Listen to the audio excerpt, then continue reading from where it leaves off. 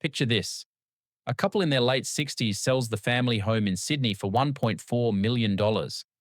They move into a lovely retirement village on the coast. They think they've made the smart move. 10 years later, one of them passes away. The surviving partner wants to move closer to family. That's when the letter arrives. After exit fees, refurbishment costs, marketing charges, and weekly fees that keep running until the unit sells, the amount coming back is around $600,000, less than half of what went in. So the big question is simple. Are retirement villages actually worth it? Or are they one of the most misunderstood money decisions an older Aussie can make? Let's break it down properly because the shiny brochures never tell the full story. First, let's clear up what a retirement village really is. It's not a nursing home. It's not aged care. It's a community for people aged 55 and over. It offers units, townhouses, or apartments, along with shared spaces like pools, bowling greens, and community halls. Some also offer on-site support. Sounds great on paper. The trouble starts with how the contracts are set up. When someone buys into a retirement village in Australia, they usually aren't buying property in the normal sense. In most cases, they're signing a lease for life, a loan license deal, or a strata title with rules attached. That difference matters a lot. It changes how the money goes in, how it comes out, and who really benefits when the unit gets sold. Under a lease for life or loan license, the resident pays a large sum for the right to live in the unit, but the operator still owns the asset. That one fact shapes everything from estate planning to pension rules to what family members end up with. Here's where the numbers get interesting. The average entry price for a two-bedroom unit in 2026 sits somewhere between $450,000 and $750,000. In premium coastal or city areas, it can push past $900,000 or even top $1 million. Then there's the weekly fee, often called a general service charge. It usually runs between $150 and $250 a week, sometimes more. That covers upkeep, insurance, gardening, and community services. But here comes the part that catches so many families off guard. It's called the Deferred Management Fee, or DMF for short. Some call it an exit fee. This charge builds up every year of living there. It gets taken out when the unit is sold or handed back. A common setup is around 3 to 6.5% per year. It's capped at somewhere between 30 and 40% of the original price or the resale price. On top of the DMF, there's usually a refurbishment cost when the unit is handed back. New carpets, fresh paint, updated fittings, sometimes a full renovation before the operator will list the unit again. That can easily add another $20,000 to $50,000.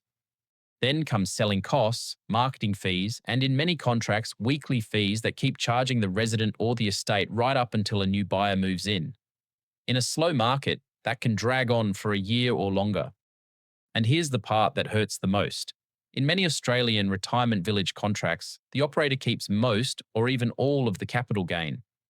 So if the unit was bought for $500,000 and sells 10 years later for $750,000, the resident might see none of that $250,000 increase. It all goes to the village. Compare that to owning a regular home, where every dollar of growth stays with the family. Over a decade, that gap can mean hundreds of thousands of dollars in lost wealth. Now, before writing the whole industry off, there's another side to this story. For the right person, in the right situation, a retirement village can absolutely make sense. Think about the other option. Staying in a large family home means ongoing rates, insurance, repairs, lawn care, and the physical work of managing a property that's often too big. It can mean isolation, especially after losing a partner. It can mean loneliness, which studies link to faster mental decline and worse health in older Aussies. Adding in-home care to a private home can easily run $40 to $60 an hour. Once daily support is needed, the yearly cost can climb well past what a village would ever charge. A good retirement village offers something money can't easily buy: community, friends across the hallway, group activities, emergency call buttons, security.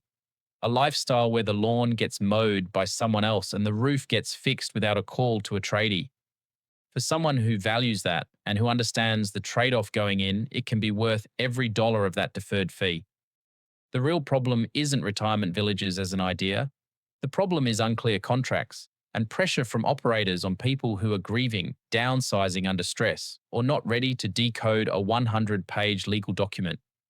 Recent ABC News investigations and reports from National Seniors Australia have shown exactly this: complex contracts, confusing exit terms, residents left upset when they finally see what leaving actually costs.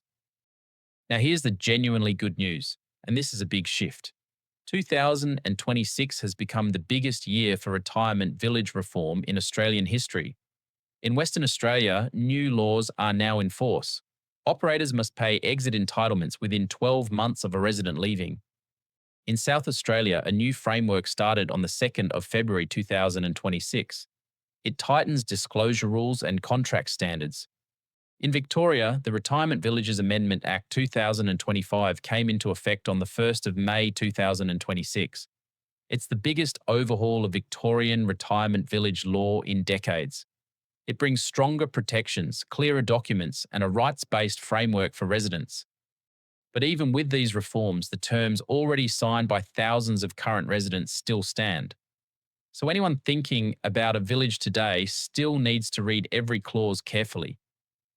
So how should someone approach this decision the right way? Begin with the contract before the brochure. Get a solicitor who deals with retirement village law, since a general property lawyer often misses the clauses that matter most.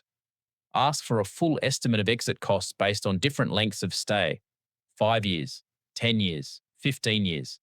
Ask if the village shares capital gains with residents. Ask how long the average unit takes to resell. Ask what happens to weekly fees after a resident leaves or passes away.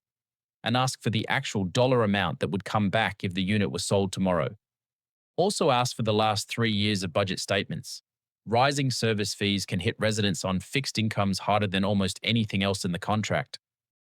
Then compare that against the other options. What would staying at home cost, including modifications, in-home care, and lost lifestyle?